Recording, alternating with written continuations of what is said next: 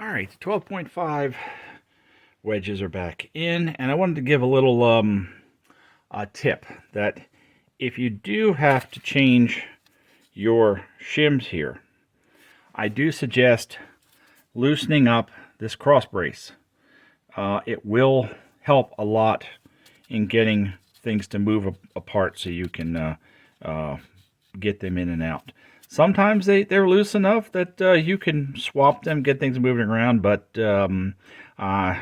you may have to take that apart. No, well, not at least loosen it up so this can slide, because this is a slide in here. So I didn't have to loosen up the nuts on the arms, on the bushings. I didn't have to do that. But I think we're ready now to put the wheel back on. The other side is as good as it's going to get for castor and camber. I have moved, as I said, I moved all the shims all 8 shims are in the front on the other side, and it's within margin of error, we'll say. It's close. I think I'm at 0.9. I need to be 1.0, and I don't want to push it more than 8 shims. So, having done all the measurements, this is where I'm at now. Sorry for the screen may be flashing, but of course that is part of the camera doing that. I'm going to try to put in some screens that show my steps along the way. So we'll say that this would be, I'll show you some, I'll put the screens in right after this to show you the 1, 2, 3, 4, where I started in July, I guess, and then where I am now, and then the steps.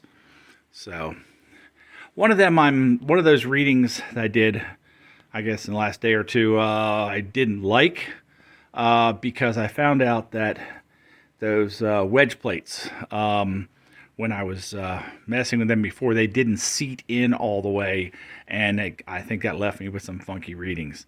So what we can say is we're in spec.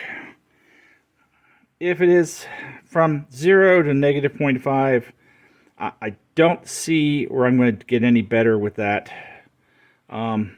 This side's also, and they're pretty even in that respect. These are the shims that are on the front left. Supposed to be at a 1.0. I had 0.9 degrees yesterday after there's at 0.9. It's as close to the 1.0 as I think I'm going to get without adding more than 8 shims. I don't think I need to do that. As I said, this side, the shims, there's not 8 over there, but to add any others for the other side, it's right. I just don't want to mess with it. And and the toe is very close within spec, and both sides are very close to each other. So for centering the wheel, and going back to the car here, for future me, and for anybody else who converts their 4-post lift to do these alignments, I do want to give a tip that, granted, the posts can interfere with the sensors, and you need to keep it as close to the center of the lift as possible. What I did find is that once, I guess it was twice, when I was trying to do the measure castor, when I went to grab the steering wheel and turn, we will say that this whole thing slid all the way, this turn plate slid all the way out, which then put the sensor behind the pillar.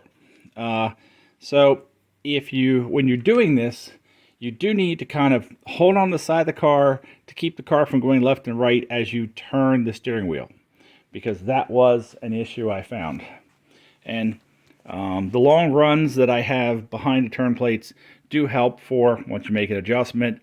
You do have to take the sensors back off the wheels, because this top part will hit once you get too far around.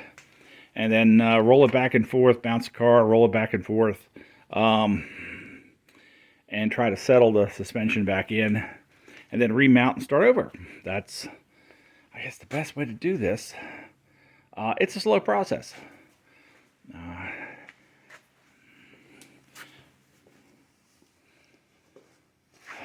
So I think for now I'm going to call this as good as it's going to get, with the adjustment shims and wedges I have.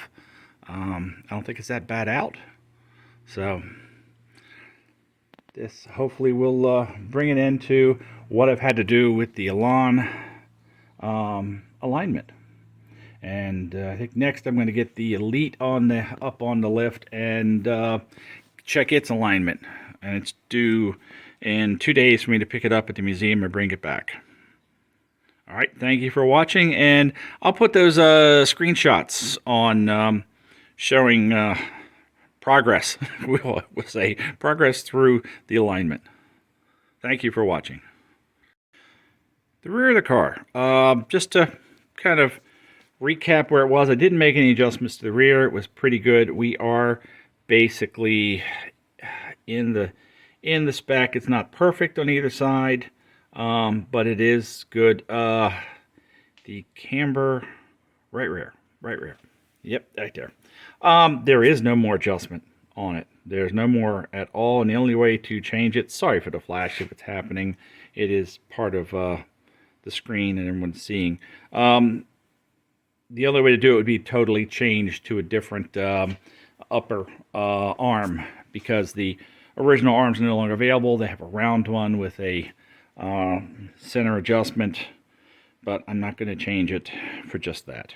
It's very close. So, and if I go to show measurements, where we go? We want to see show virtual.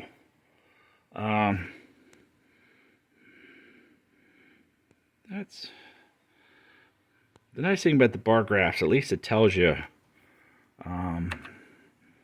about where it is. So, and we save the next axle. Okay.